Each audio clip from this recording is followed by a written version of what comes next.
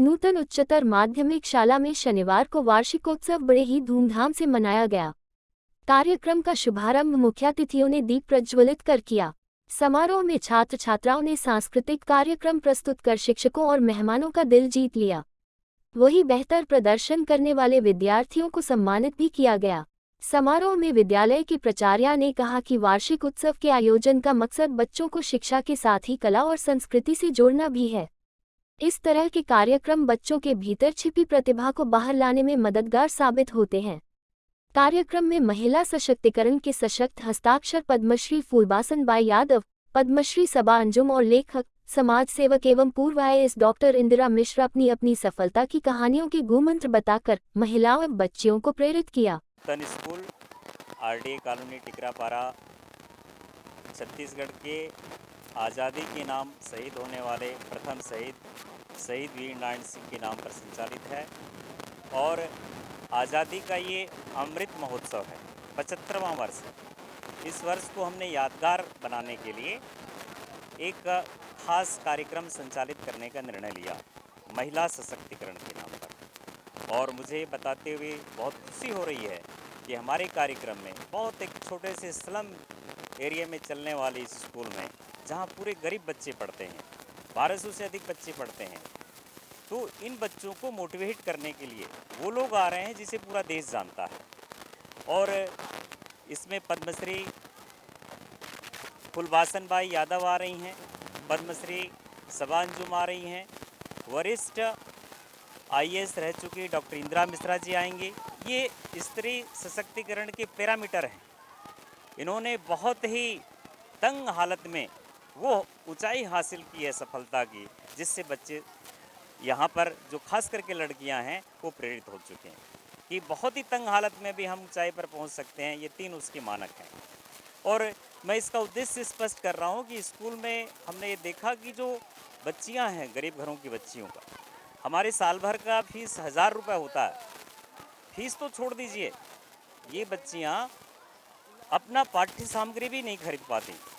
ऐसी स्थिति में हमने निर्णय लिया कि आज़ादी का ये अमृत महोत्सव वर्ष है और जो बच्चियां हैं सैनिटरी पैड के अभाव में महीने में कम से कम 4 से 5 बार नहीं आ पाती हैं। 4 से 5 दिन का उनका गैप होता है, क्योंकि उनमें ये क्षमता ही नहीं है।